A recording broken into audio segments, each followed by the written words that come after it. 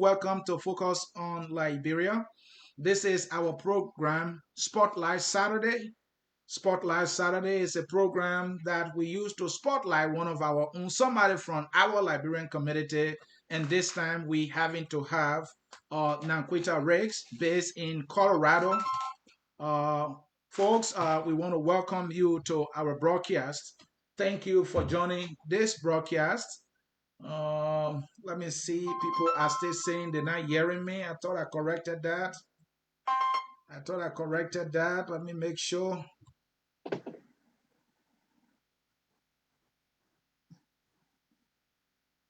Okay, that is corrected. That is certainly corrected. My apology. Folks, again, welcome to the show. The sound issue has been resolved, and thank you for joining us. We have Naquetta Rex, one of our own based in Colorado. She is running for something powerful, and we want to welcome her to the show. Naquetta, welcome to Focus on Liberia. Thank you so much for having me. I'm excited to be here. Good afternoon, everyone in internet land and social media land. It's good to be here. Yes, you heard of that. She said she's excited, and I mean, excited might be an understatement at this time. When you are in the midst of your people, of course, you are not only excited, but there are a lot of things that might be going through your mind. We are happy to have you here at Focus on Liberia, to have had this privilege, to have you as our guest on Spotlight Saturday. Let's get started. Earlier, we played a video, but that video doesn't tell much about you. So, who is Naquetta Rex? Well, that's a loaded question, right? There's a lot to tell, but my family moved here in 1980 because of the coup d'etat that happened in 1980. My mother was held at gunpoint at that time. She was engaged to a member of the government. And when the soldiers came to our house, they interrogated my mother for over 2 hours while me and my sister watched, and they held her at gunpoint. They were looking for the government official that she was engaged to. And when they found him, they dragged my mother and him to our driveway. They threw him in the back of the truck. And by the grace of God, they did not take my mother. So within a few days of them taking, my mom's fiance, they rounded up all the members of the government and they tied them to light poles on the beach in Morovia and shot them by firing squad. So it was through this, trauma and, all the anguish that happened and around that coup that brought us, to the United States. Within a few months of that, we were able to come to the United States as refugees. And I have grown up here in Colorado. I've been this past June made it 40 years since I've been here. So it's been a long time and I've been here a long time. But during this time, going to high school here, I went on to go and get my undergraduate degree in accounting from Metropolitan State University. I also have a master's degree in business administration from the University of Colorado. And I've been very active. I worked in accounting, finance, and project management roles with several corporations. And then back in like early 2000s, after 9/11 happened, I started my own business. And I've been an entrepreneur. I currently work as a mortgage broker where I help community members achieve the dream of home ownership. So that is what I do now. But I think what drives me is my love for community, in ensuring that all of our members of our community are rising together and making sure that people are able to get to the best version of themselves. And so that's what, gives me the joy and the drive and tenacity, because I want to improve the quality of lives for the people around me. And I've served a lot in my community. Every election back in 2012, I got involved a little bit in politics, going to knock the doors for Barack Obama. And at the doors, I saw that I was a natural, but I really enjoyed engaging with people at the doors and hearing about their hopes, their dreams, and their aspirations for their family and what they wanted to see in their leaders. And then in 2013, I was also approached by a group called Emerge. Emerge is a group that trains Democratic women Right. how to run for office. And so it was through all these experiences, the training, that I kind of got my start in politics. So that's just a little bit about me, but condensed I mean, version. Yeah. a little bit about you there. We appreciate you sharing that. But I mean, what a little bit that is so impressive. At least we Mhm. know who you are. And from what you just provided, you've been trying to work your way through this path of politics. And Mhm. it's no surprise that you are at this juncture, trying to catch the big fish, right? So let's get started here quickly. Again, folks, please do us that favor and stay with us. She is one of our own. She is a Liberian native, like most of you listening to us, or whoever you are listening to us. She is running for a state representative post in the state of Colorado. That is a lot of responsibility she's trying to pick up, and she needs to answer some questions. So let's get started. So many people will want to know, okay, if I should talk to somebody in Colorado who is a voter, I mean, how do I tell them if I don't know which district you are running in? So tell us about the district you're running in and on which party ticket are you running?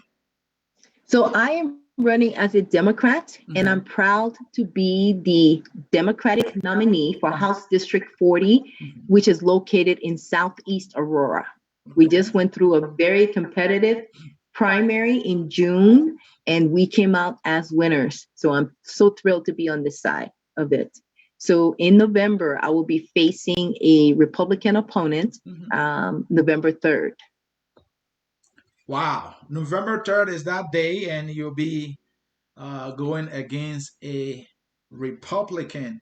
So in that district, is that district a competitive district, or is it predominant Democrat, or what is it? Is it a swing district?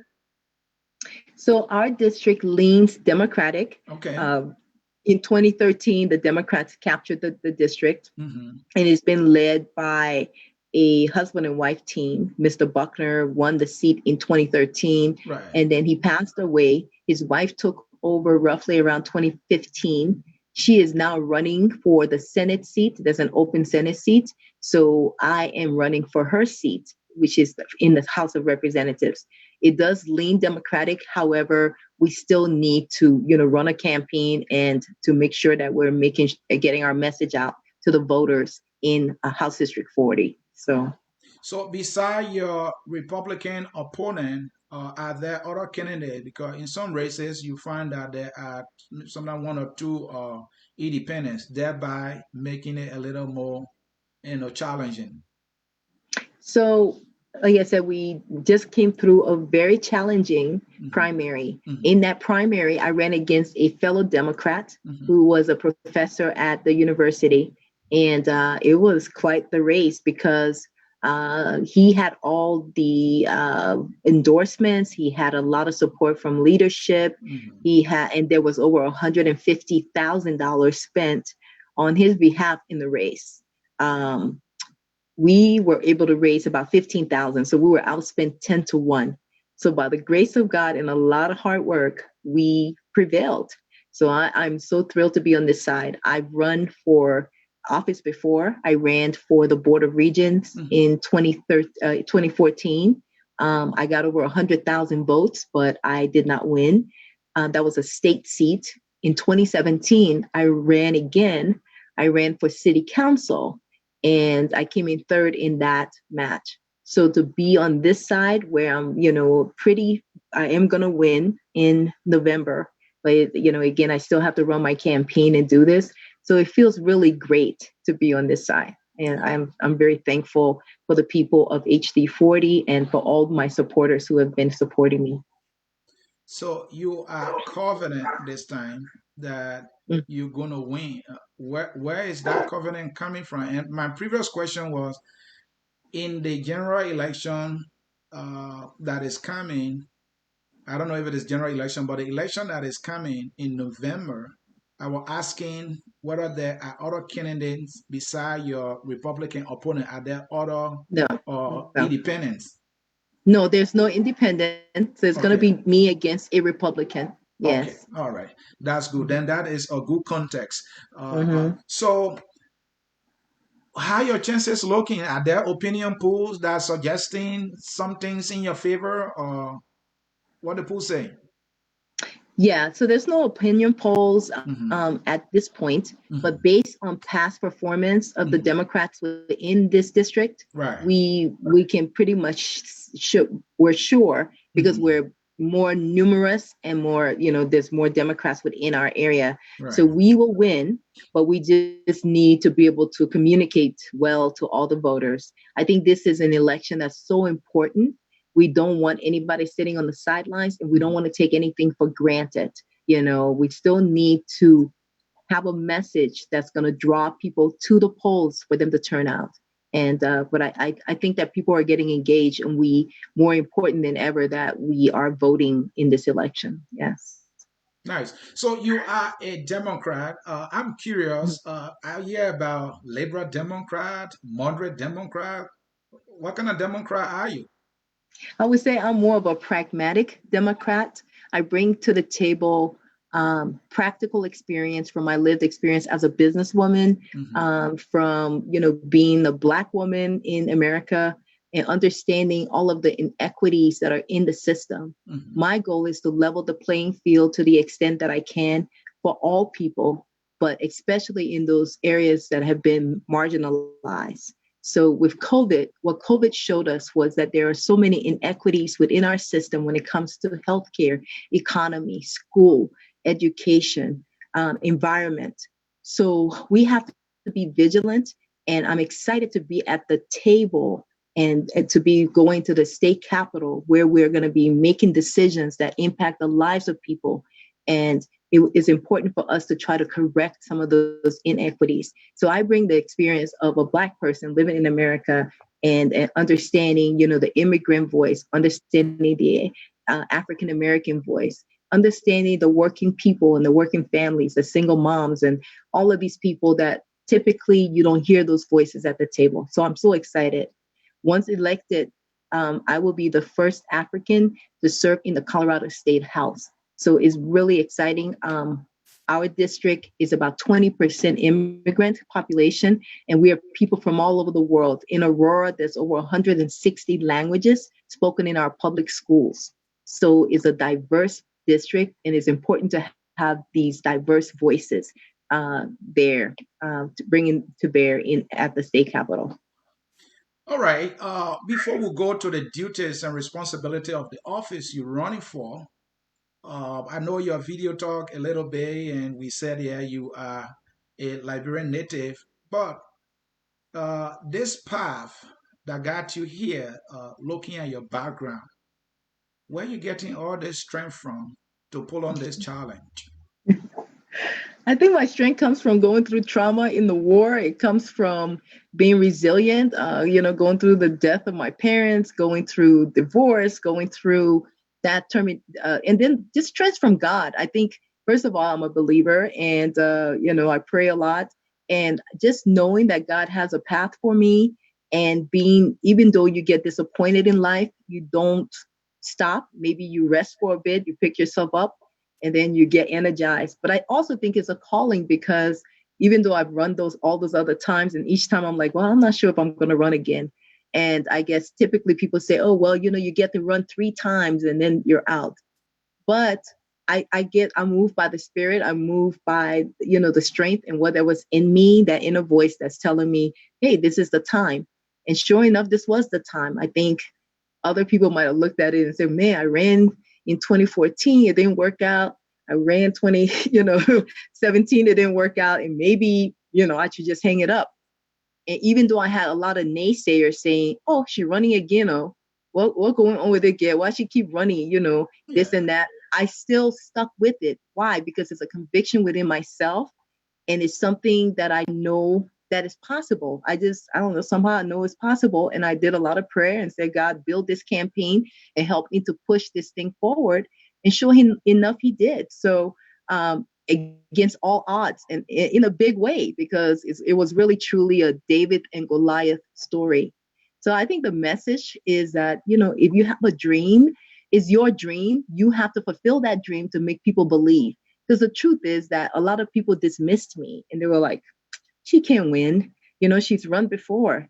Don't mind that give me. I think she's just looking to be popular, whatever it was they were thinking. But like I said, when God says yes, no one can say no. And so we're on our way and we're going to win. And we will be making a difference with God's help in the state capitol starting next year. So your strength comes from prayer, it comes from within. Just that knowing that you know, and having that confidence. All right. Thank you again, folks in cyberspace. You are watching Focus on Liberia. This is our program, Saturday Spotlight, and we are spotlighting one of our own, Naquetta Rex. She is running for a state representative seat in Colorado, and we are in conversation with her life story, and her run for that seat. Uh, you know, Let me ask you, you're running for a very powerful office. Tell us, what are the duties and responsibilities and powers of a member of a state representative that you know? So the state representative position is a very powerful position and would be a privilege to serve Mhm. in the Colorado State House. We are able to, make rules and legislations that impact the whole state of Colorado, and everything from, taxes to, how much money is allocated to the public schools, Mhm. everything about oil and gas, whether you're going to drill additional oil wells, everything from criminal justice reform and how the police can treat or interact with the public. So it bridges a whole range of things. So I think it's important.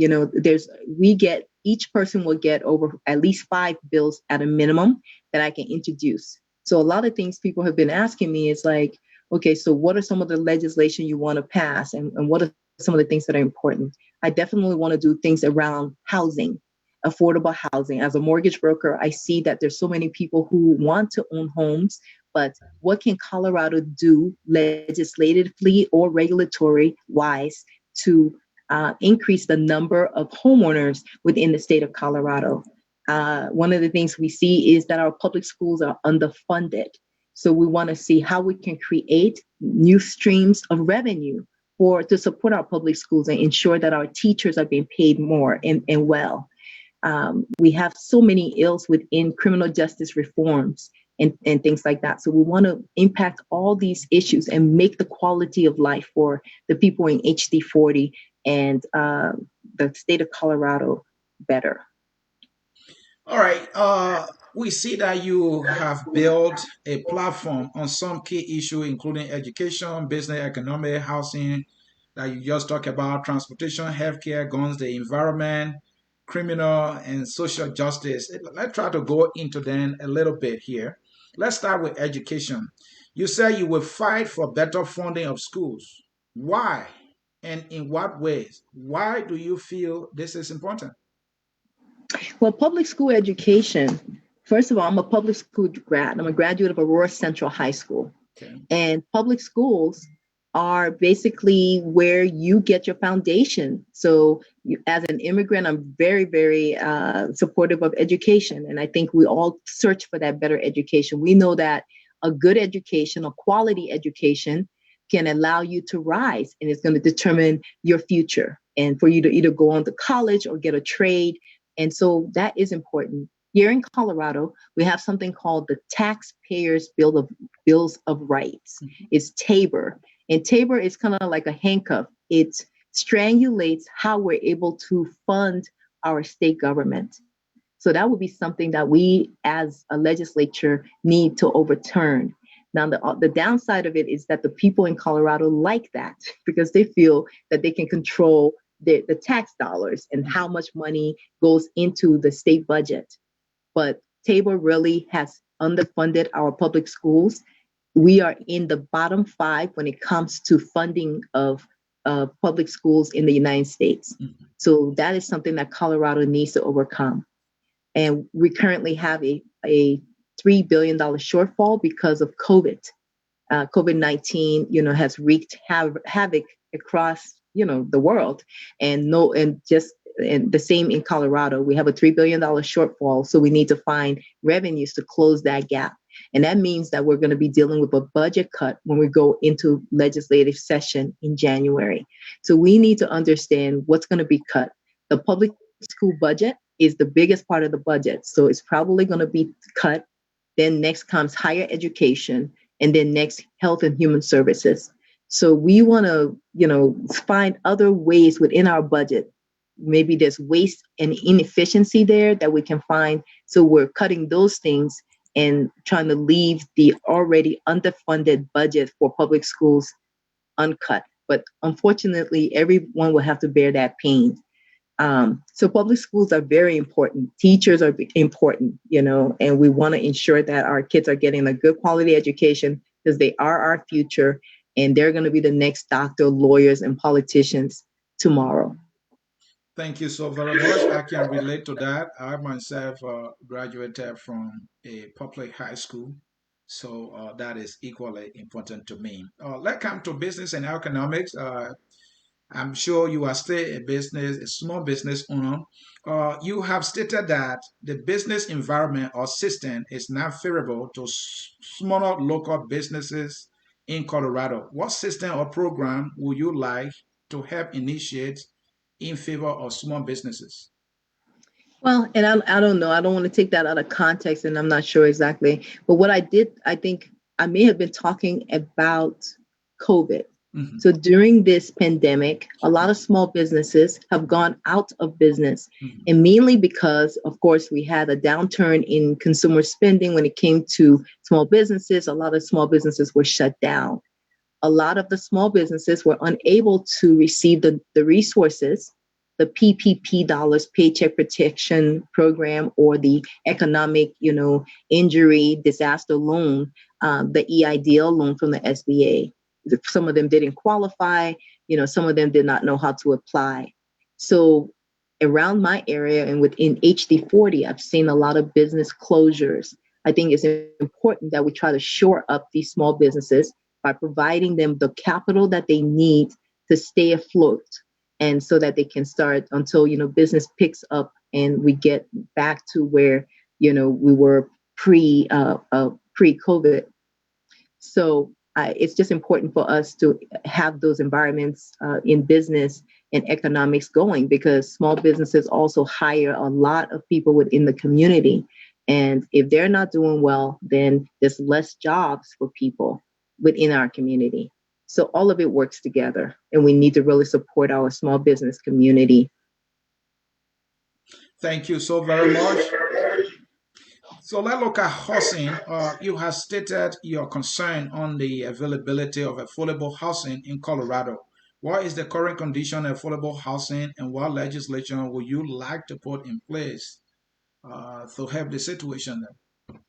So housing, has a few points there. So I talked about increasing the number of home ownerships, or homeowners, I should say, within Colorado, and that means finding maybe down payment assistance programs, finding ways of making it easier for people to purchase homes to the extent that the state has control over that. In addition to housing, when we look at housing, we also have to look at renters, right? There's a lot of people who rent and may not be ready to buy. With COVID, there was a moratorium put on uh, housing so that landlords were not going to be able to evict people. That moratorium ended on the 30th of July here. So a lot of people are going to be probably facing evictions if we don't get additional unemployment benefits passed by the federal government. And so we need to look at abandoned. My suggestion is we look at the abandoned buildings, and also work with like hotels. A lot of hotels are not, getting the business right now because of COVID. People are not traveling as much. So perhaps we can make a deal with these hotel owners and the abandoned building and property owners to give them a tax break where we're able to house, people who would otherwise be homeless and Mhm. be put in the street.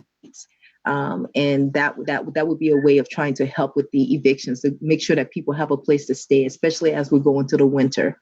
As far as affordable housing, I am working with stakeholders, home builders, realtors, mortgage brokers, and other organizations that care about housing here in Colorado to come formulate a bill that I'm going to present in January about increasing home ownership. And I'm still tweaking that. I don't have all the details, but we're going to be looking on how we can increase the number of homeowners within Colorado. So let's talk about public transportation is another key thing, especially for Mhm. low income earners. Any Mhm. thoughts or ideas that you have in mind that you might want to take into a legislation that will help people who will rely on public transportation? Yeah, public transportation is a big one here in Colorado. Mhm. We have our light rail that is coming through Aurora. The Mhm. ridership though has been really low. So that and the service levels within Colorado or within Aurora have been cut. And so we're looking to see how we can improve that public transportation system. A lot of people depend on that exclusively for getting back and forth to work, getting back and forth to the grocery store, to the doctors. That's their main form of transportation. So it's important that we strengthen those offerings and ensure that that doesn't go away. So again, because Colorado is strapped right now with additional tax dollars, it makes it hard. We have to think about ways of getting additional revenue streams to fund any improvements to the system. So So we'll let's be looking talk at. a little bit about healthcare. Colorado has already done great work in helping to put caps on expensive medication like insulin.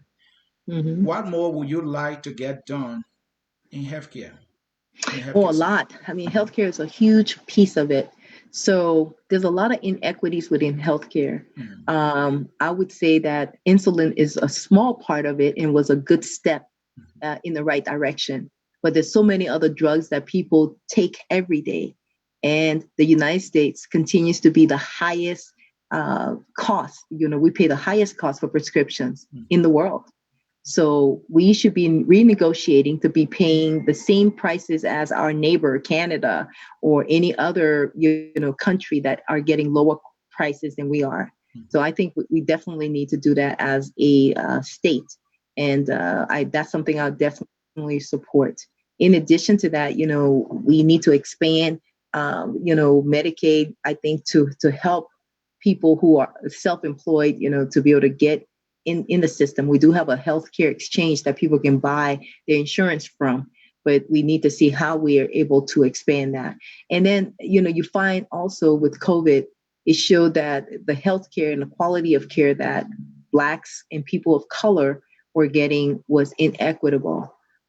How can we possibly get more people to work in the healthcare field so that we're bringing in more Black and Brown people within healthcare into healthcare careers, which are good paying jobs. So I think that would be something that we need to do as well. I would think that the affordable health care that was passed during the Obama era is something you supported. But Mm. looking back today and other Democratic folks advocating for Medicare for all and public health care that so where do you stand on health care?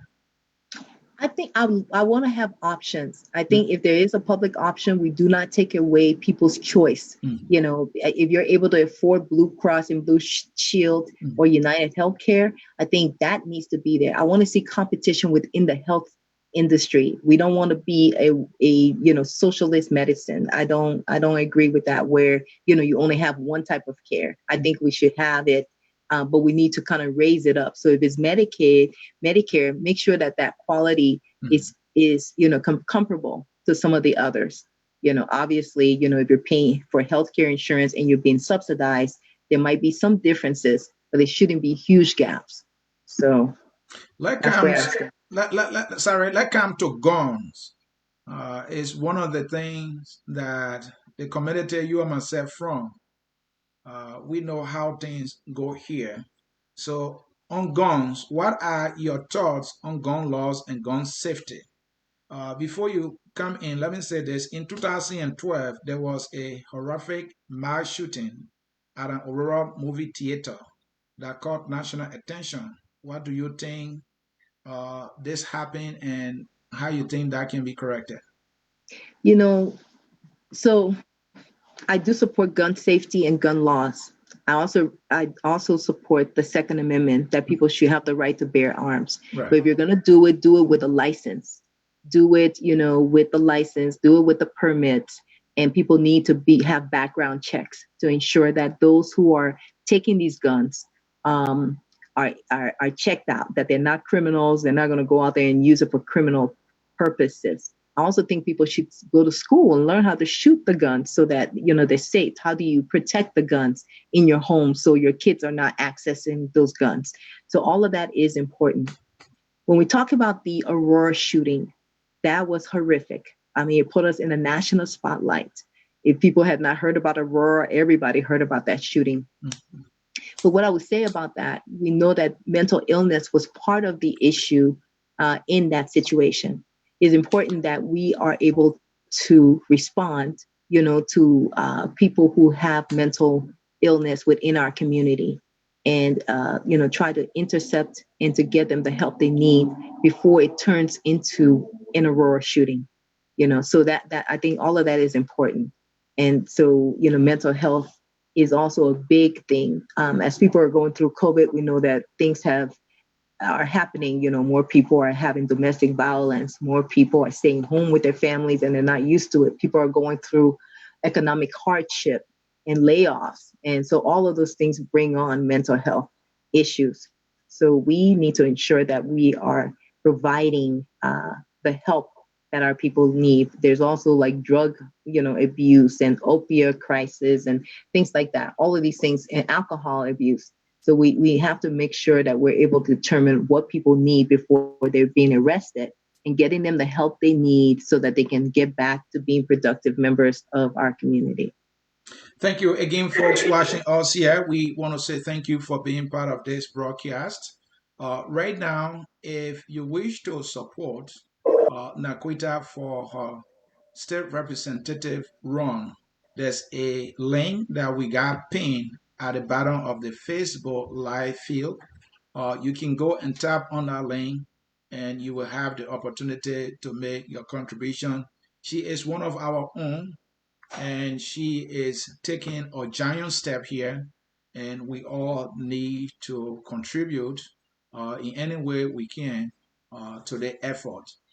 We have to stand by her because she will be representing the community that she's from, and that's having to be us. Let me come back to you. Stay on healthcare. I would think that the issue of marijuana is somehow related to health because some people believe it tend to have some, ramification on the user. Where do you stand on marijuana? Should we legalize it? I know in Colorado, there's some form of legalization. Do you agree with that? So yes, marijuana is legal here. We started out as more of a medical marijuana use, Mhm. and now it is approved for recreation. Mhm. So it's legal here. But I think that along with that, they have a lot of programs within our schools to ensure that people are not abusing it. We do what they call marijuana edibles. Mhm. So there's gummy bears and brownies and cookies that are filled with cannabis, but there has to be like a distinction between those types of marijuana infused desserts and treats Mhm. versus the real stuff, because people need to know, they need to be labeled properly. There needs to be ID and security and regulation around it so that not everybody can access that. So it is legal here. It brings in a lot of tax revenue. It's a huge industry. Recently, we just did some laws before the session ended Mhm. where they are expunging people. As you know, this was a street drug that a lot of Black and brown people peddled for a long time and made their living. A lot of them were locked up because of this. Now it's legal, but it's the barriers to entry into marijuana industry are high. You need a $1 million plus to get into the system to get a license. There aren't any more license being issued. So, it's tough to get into it. And so what Colorado was trying to do was to level the playing field a little bit to say, well, if somebody got arrested for this and that was the only thing that was on their record, let's see if we can expunge them and allow them to, now have grace to go out there without having this record, because they probably had like a felony record on their on their on their police history. So we are doing some things to what we call economic justice in that industry to try to level the playing field. And if people want to enter into it, they want to train them on how to come in and be part of this very lucrative marijuana industry. Hmm. So it's something that you won't hesitate to support on the national level? I mean, I think we are going to go there. So many other states have gone ahead and legalized it. Hmm. So eventually, the federal level will have to do it because there's so much tax revenue, and people are not going to give it up. I don't see any state, once they start getting the revenue, they're not going to give that up. So And looking at the social, the justice system aspect of it, or the legal aspect of it, I'm talking about folks who are in prison because at some point when it was not legal, uh, is there any effort you know of that might be in place to get those folks out of prison because it was because of marijuana? Now that it's legal, is I that mean, something you will support? yeah, I mean, like I said, in Colorado, we're already trying to clean up people's records and people Hmm. with backgrounds who Hmm. have um, that went to jail or had a record because of marijuana. And so they are expunging their records, meaning that, it's kind of like you seal it and that does not come up against them anymore. And I think on a national level, we need to do that as well, because, when you come out with a felony, it's difficult to really find jobs. We even passed some laws here in Colorado what we call ban the box, where you have to check to say, oh, I'm a felon or I have a police record. We wanted people to be interviewed based on what they presented versus, digging in their background and then having that black mark stop them from moving forward. So, we need more laws like that are going to level the playing fields for everyone. Because once you serve your time, you've served your time. They shouldn't keep holding that against you. You should be able to move on with your life and not have to go back to prison because you cannot find employment. So that's what people need to do. All right, so you're talking about criminal and social justice reforms there. So the police too is also a big part of it. We are all here and to have seen what has unfolded recently with police. And so, what are some reforms that you are thinking about? So in Aurora, where I'm from, there Mhm. was a big, very controversial case that made, well, two of them that made the national news. One was a young man by the name of Eric. Eric was walking home with a mask on last fall, and someone called and said that they saw a masked man walking down the street. The police came out to talk to him. He was a special needs kid, 23 years old. He had gone to a local grocery store, walking back home with some drinks and stuff, and walking home. He did nothing wrong. They attacked, basically the police, were talking to him very roughly. They ended up, beating the young man down. They called the ambulance and they gave him a drug that basically put him into like a brain damaged state. He ultimately died. And so he did nothing. There was no resistance. He's talking to them. Young guy. I mean, and so we have been protesting so much against the Aurora police about that. Secondly, more recently, we had where there was a stolen car and the police came across his family. They made all of the kids lie down, face down on the ground with their hands up in the air. They handcuffed them. And it turned out that the car was not, it had the same license plate, but for another state, not for Colorado. So, so those are places where we know that it seems that implicit bias is really working. And, people bring these biases. We need to clean up the bad apples within our police department so that when Black people, brown people encounter police, we're not fearing for our lives. I mean, we all know what if you're black, you or brown, you know what that experience is. People are talking about defunding the police. What I would like to see is that there's monies on the force for people who are unarmed that are going to come to like a mental illness type situation with Mhm. some type of psychiatric background that can help people who are in crisis, whether it's a mental health crisis, a drug crisis, or a domestic violence. I mean, well, in those cases, sometimes people have arms, so you need to understand. But we need to learn how we train and respond to things, because more often than not, is a bad situation when you encounter police, and that should not be the case. So you don't think defunding the police is a better option to reform? Well, I think that's part of it, but I don't know that you totally do away with police. I think that people have so many guns and stuff out here, but those people who don't have guns, how do you protect yourself? The police are supposed to be here to serve and protect. I Mhm. think we need to train them. We need to make them more accountable.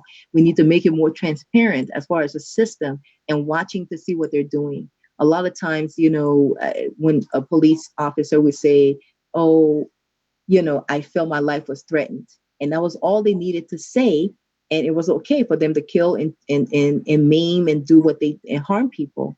But you can't let that be the standard. The standard has to be tough, that they're really looking at every encounter, that they're wearing their cameras and they're recording everything so that people know exactly what is going on. So, when we say defund, I would like to see that some of that money shifted into bringing in people that are can help within mental health crisis within different situations when these types of calls come through. There are others who argue that if a community is predominant of color, maybe the police policing that community should look like that community as Yeah. one of the options for reform. Is that something you Mhm. will support? I do support that. I think that our police officers should be homegrown. I Okay. think we should start very early, trying to mentor and get kids that are, whether they're in middle school, Mhm. start exposing them to the police. And if they have a bent toward law enforcement, we need to help. Maybe they can even support young kids to go to college, offer like a scholarship so that they can come and work with the police force. But yet, the police force should look like the community and people who are aware of the community. Yes, I agree with that. The environment is big and it is an international debate. What will you do as a state representative to ensure that the environment is protected? You guys got mountains down there, right? Mm-hmm. Okay. Yeah, we have, in the rural where in my district, we have the a couple Mhm. different water reservoirs. And Mhm. Quincy Reservoir is a storage place for water, and we have water treatment plants also. Water is one of our most valuable resource. We're not making more water, so Mhm. it's important for us to be able to treat the water, recycle it, and use it. A lot of the water comes from, the mountains. Then it comes downstream into Denver and Aurora, into the city. So we need to be able to get some of that water back upstream to the communities, rural communities, because when you're in the mountainous areas, they're spread out. So you got to know how to get that water back there. We have open trails and, of course, our environment. We have a lot of parks. And, we want to protect all of that, our air, our water, and our environment, so that our future generations are able to enjoy, all of these things that we're enjoying today. So. All right. Again, folks, you are watching Focus on Liberia. It is our program Saturday Spotlight. And as always, we spotlight one of our own who is trying to make a difference. This time, it's about politics in Colorado. She is running for a state seat in the House of Representatives. You see her name right there on the screen, Naquetta Riggs. She is a native of Liberia, like many of us. And we have a link that is pinned below the Facebook Live. You can go to that link and you will be able to access more information about Naquetta. And you will also have the opportunity to make a contribution to our campaign. If you like what she's doing, you got to support her any way you can. Um, we see that you landed a couple of endorsements, and you also won the primary. You are running as a Democrat. Tell us about these endorsements that you receive. I mean, how significant are they in terms of victory? It's really significant. I have been blessed to be endorsed by the AFL-CIO, Hmm. which is a labor union. Also, AFSME, which is another labor union for municipal and state employees. Hmm. I've been endorsed by Cobalt, which is a woman's reproductive right organization, and they support, women's rights. I've been endorsed by Invest Her, which came in early, like during our primary, and it was really a nice endorsement to get. They are a group of women that try to promote women, people who are not the typical candidates or people, they don't go with the popular voice. They go with the people that they believe in. Right. So that was one that they went in with. I've been endorsed by CAR, which is the Commission of Rural Electrical uh, Companies, and these are like the smaller guys that are in the mountains, Mhm. and they do rural and electricity. So they have endorsed me as well. And also the pipe fitters, which is another labor group, the Colorado Chamber of Commerce, which is a Mhm. business group. And that was big. I did that interview a couple of days after the primary. I was Right. very tired, very burned out. But the representative whose seat that I'm going after, Representative Buckner, encouraged me and helped me through that process. And so after the chamber interview, I got so many people wanting to meet me because they were like, "Oh, you did so well, and we liked your point of views." So it's good. I still have some other things outstanding and expect to get more endorsement, but I think is going well and is very significant. As far as winning the primary, yeah, that was a huge feat. It was. We we basically ran against everybody was against us. The odds were against us, and we were able to pull it out.